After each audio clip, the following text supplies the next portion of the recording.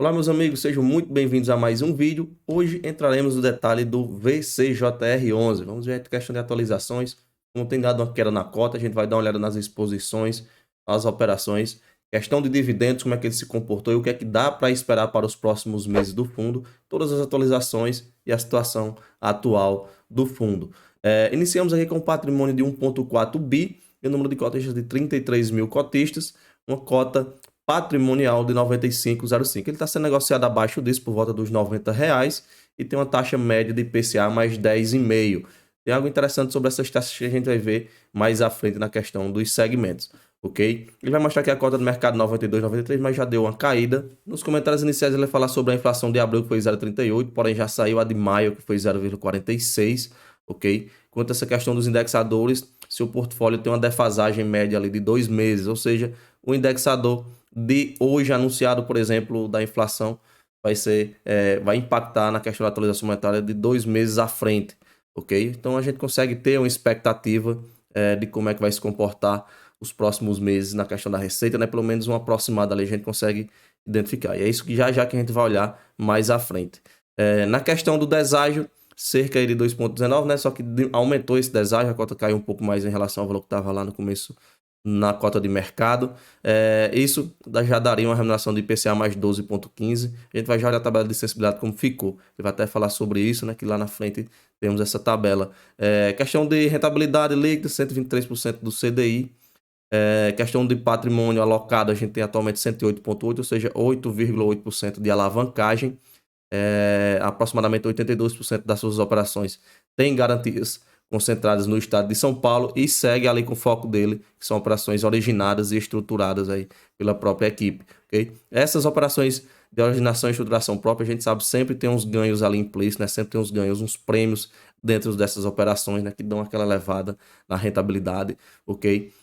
Também fala que a grande parte dos seus CRIs ali, ele tem um peso representativo dentro dessas operações, ou seja, ele tem a predominância dele naquela questão. Isso vai impactar na questão dos votos, né? Se ele precisa fazer alguma assembleia, alguma coisa, ele tem o domínio nessa quantidade de votos. Tá? De patrimônio, ele vai estar aí que o mês encerrou com 1,5 bi alocado, né, tendo 123 milhões em operações compromissadas, né, na questão da alavancagem, e também o canal, os canais aí de contato entre a gestão e o fundo, né, questão do Instagram, LinkedIn, YouTube, né, até Spotify, eles têm.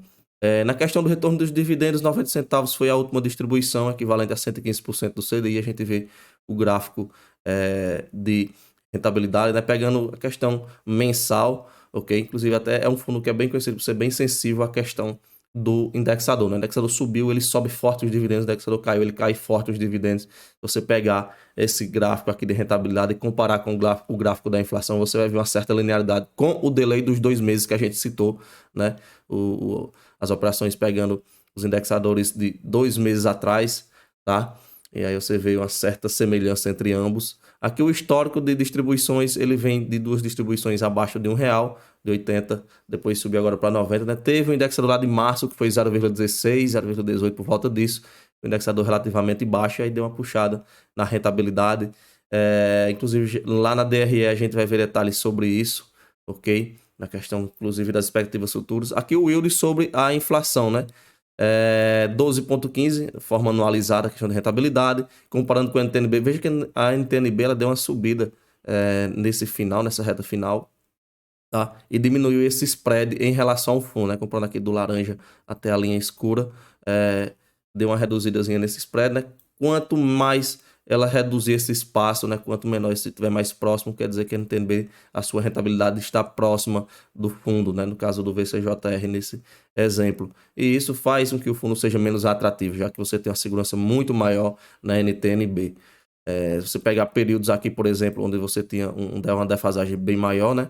Aqui estava bem mais atrativo, porque a rentabilidade está bem superior à NTNB, né? Para compensar o risco. Quanto mais compensar o risco, mais atrativo fica, né? Ninguém vai entrar em operação com risco alto e rendimento baixo. Beleza? Tabelinha de sensibilidade, se negociado por volta dos R$ 90, vai dar um yield de PCA mais 13,62. Muito alto o valor, né? Devido à questão do deságio, né? 5% de deságio. Comparando com o NTNB, NTNB mais 6,65, ok? No resumo da carteira, a gente tem grande parte são Operações atrás da inflação, 98%, lembrando que tem a alavancagem, né, de 8,8%. Ficaria então IPCA mais 10,6% e CDI com 8% de alocação, CDI mais 4,5%.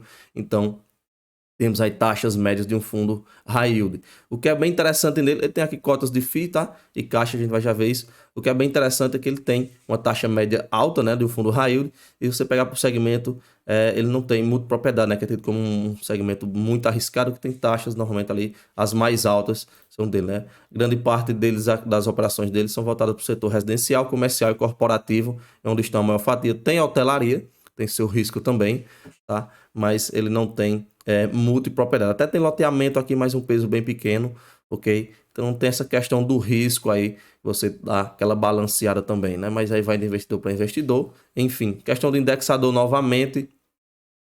Aqui a gente tem as maiores posições dele, ele já mostra aqui de cara o que é que tem de exposição altas, né? A gente tem o Hotel Fazano que está com 10,4, o restante vai estar abaixo dos 10% de exposição, ou seja, na questão de exposição tem esse pontinho de atenção aqui que é sempre bom estar de olho, beleza? Questão das garantias, novamente ele vai estar 82% estão localizadas em São Paulo, beleza? Na questão de liquidez, 2,3 milhões de reais negociados por dia, tem volta ali mais de 30 mil cotistas como vimos. Aqui a gente tem a DRE então. Vamos lá. Em junho a gente teve 15,86 milhões de reais de receita, tirando as despesas ele fechou 12,8, tá? Usou um pouco de reserva, usou 430 mil reais e aportou em cima desse lucro e chegou então a distribuir os 90 centavos. Esses 0,43, que são os 430 mil reais que ele usou de reserva, é mais ou menos 3 centavos por cota, ok? Ou seja, o resultado dele aqui foi de 0,87, o resultado líquido dele sem usar reservas. Aí usou 3 centavos de reserva, chegou aos 90 centavos. Como eu falei, a questão do indexador. O indexador, para entregar esse resultado aqui, ele usou de 2 meses atrás, que é aquele dele que a gente falou lá no começo do relatório. Então, ele pegou o indexador de 1, 2, pegou de abril aqui, tá? No resultado de maio, que foi o menor, ele pegou de março, né? Ó, 0, começa aqui, 2 meses de delay. Então, ele pegou o indexador de março. O indexador da inflação de março, que é o principal indexador, foi 0,16, 0,18. Então, foi um indexador relativamente baixo. Por isso que ele entregou valor baixo. Era esperado já entregar um valor baixo. Claro, não é só o indexador. Tem questão de ganho de capital, tem questão de pagamento de algum extraordinário, amortização, tem muitas outras coisas. Mas, no geral, a gente vai nessa linha de raciocínio, ok? O de abril já foi um pouco maior. Então já tinha a tendência de entregar um pouco mais, apesar de que ele ter usado reservas, e até o lucro líquido dele ter sido menor do que o mês de maio, que como eu falei, não é só isso, tem outras coisas, mas a gente já vê aqui no total de receitas, né, que o de junho foi maior do que o de mês de maio, né? E para o próximo mês, como é que fica? Ele vai pegar em julho, vai pegar 2, vai pegar o indexador de maio, que foi 0,46, que foi maior do que o de junho, maior do que o de maio, maior do que o de abril, maior do que o de março. Só vai perder para o de fevereiro, que foi 0,83, né? Que impactou o dividendo de abril, por isso que a gente viu em abril aqui um valor de quase 21 milhões de receita. Então, tendo em vista disso, para o próximo mês é esperado, é uma expectativa, como eu falei, muita coisa pode acontecer, dele ter uma receita, um total de receita maior do que o que foi em junho, maior do que o que foi em maio, tá?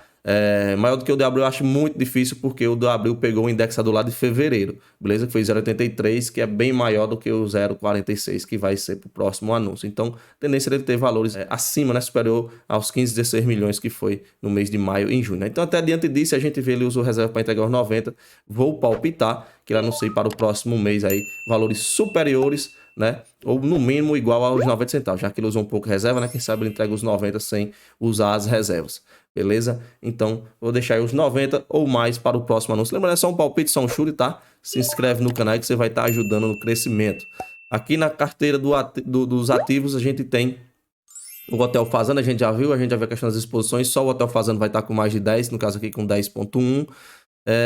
Os demais vão estar com exposições tranquilas, né? Na questão de exposição, o fundo tá de boa, beleza?